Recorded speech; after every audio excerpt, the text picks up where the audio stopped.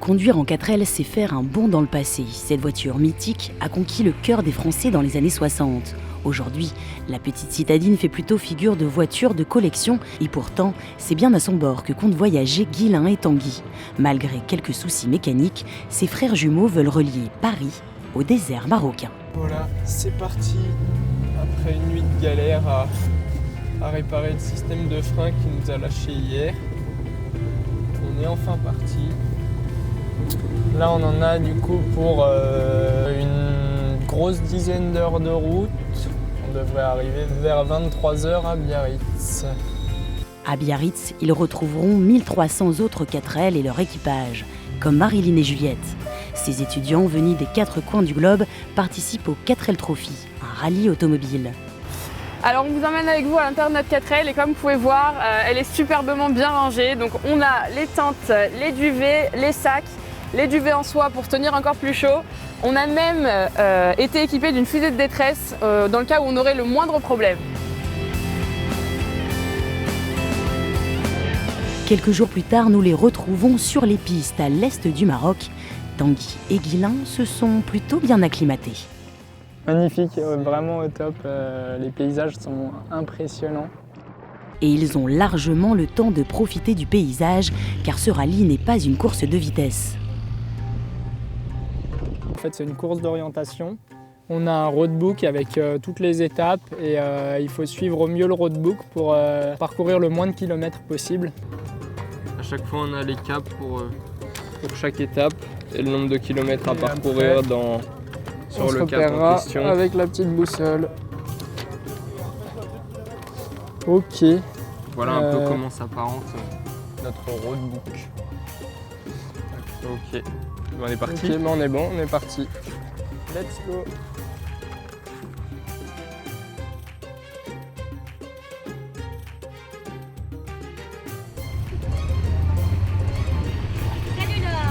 Salut les gars, comment ça va?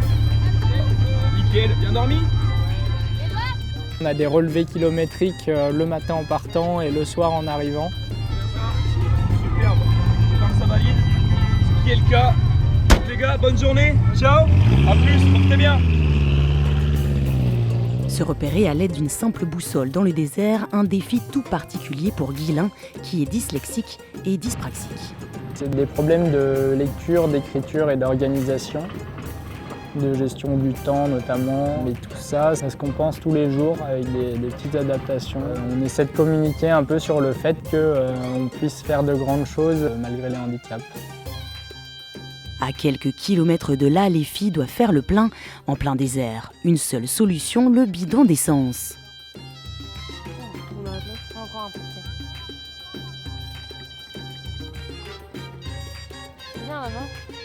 Hop, on est bon.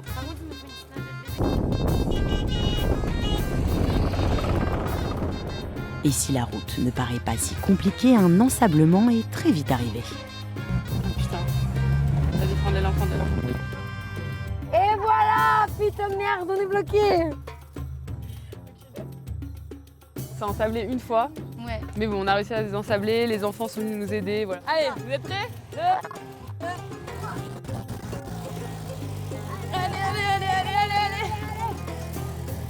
Oui. Wouh. Ça va? La 4L sortie d'affaires peut repartir et regagner tranquillement le bivouac. Ce soir, les participants s'installent au pied des dunes de Merzouga. Allez, on arrive.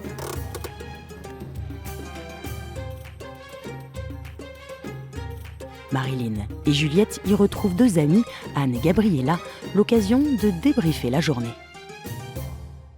On a fait de la piste et de la dune toute la journée. Les sensations étaient vraiment pas mal. C'était long, parce qu'on n'avait qu'une centaine de kilomètres à faire. On a mis à peu près 6 heures.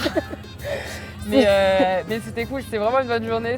C'est une journée comme ça qu'on attendait de vivre 4L Trophy, quoi, vraiment, je pense. Ouais, et puis on pensait pas sentir autant les sensations avec, par exemple, justement les talus, tout ça en voiture, c'est vraiment impressionnant. Donc c'était plutôt sympa. Nos frères jumeaux, eux, doivent passer au stand mécanique car leur voiture fait des siennes. On est obligé de la démarrer à la poussette à chaque fois parce qu'on n'a plus de démarreur, notre démarreur est mort. Sauf que si ça nous arrive dans les dunes, dans les bacs à sable, on n'arrivera pas à la pousser. Donc il faut qu'on le change et là on vient d'apprendre qu'on en avait pour 120 € pour le changement du démarreur. Donc c'est pas une très bonne surprise, mais bon, on a passé une très bonne journée quand même et l'essentiel c'est que tout marche bien.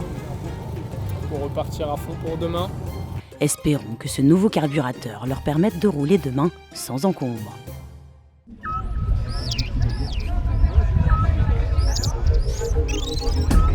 Après une bonne nuit de sommeil, nos frères jumeaux se réveillent dans leur 4L.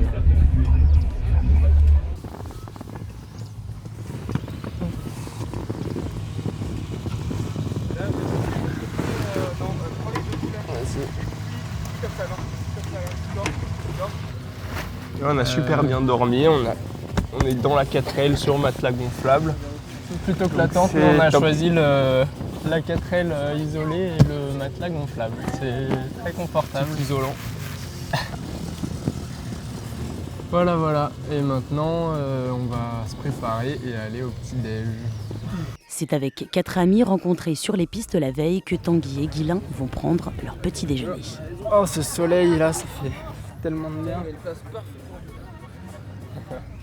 Vous avez checké un peu le roadbook vous déjà ou pas trop? Je sais juste qu'on a 110 bornes je crois, donc un peu comme hier. 103. C'est 103, ouais.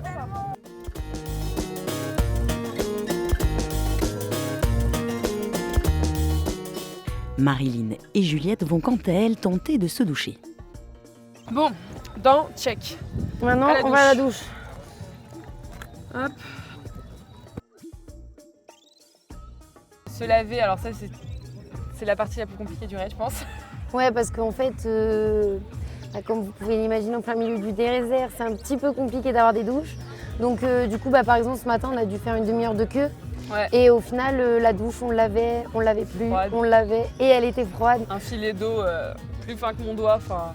Donc voilà, donc La du galère. coup, ce soir, notre objectif, c'est de se laver les cheveux. Voilà, on se fixe des objectifs par journée, on n'est pas trop ambitieuse. Là, c'est les cheveux ce soir. Le reste, ça sera les lingettes, parce qu'on a investi aussi beaucoup dans les lingettes. Allez, top départ, c'est parti pour une nouvelle journée sur les pistes.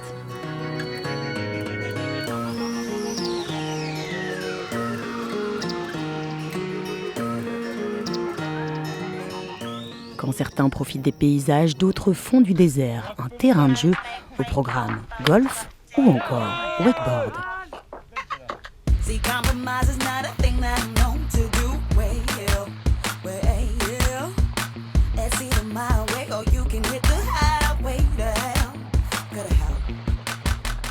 Mais tous les participants n'ont pas cette chance car les problèmes mécaniques se multiplient le long du parcours.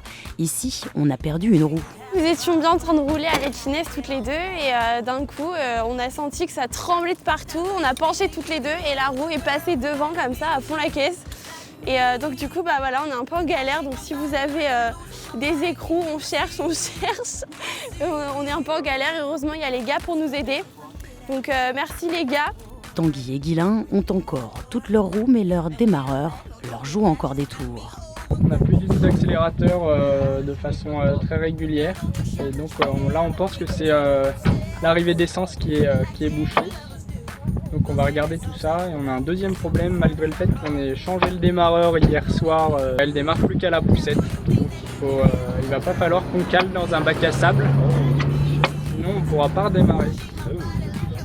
Après 1 heure de tentative, l'arrivée des mécaniciens de la course est plutôt une bonne nouvelle. On a 2 équipes méca qui sont arrivées en même temps, donc ils nous ont aidés à trouver d'où venait le problème. Alors que les garçons sont encore bien loin du bivouac, Marilyn et Juliette sont arrivées sans encombre. Elles vont pouvoir déposer leurs dons pour l'association Les Enfants du Désert, car le 4L Trophy n'est pas qu'un rallye, c'est aussi une opération humanitaire.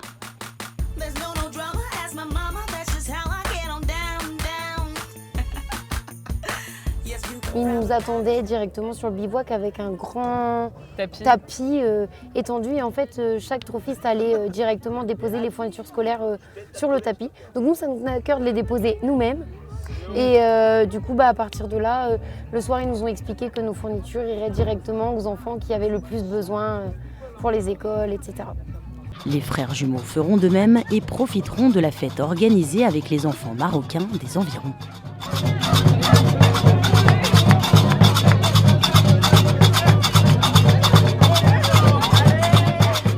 C'est au milieu des dunes que nous quittons les participants. Pour Marilyn, Juliette, Tanguy et Guilain, la course continuera jusqu'à Marrakech. Encore quelques jours d'un voyage inoubliable.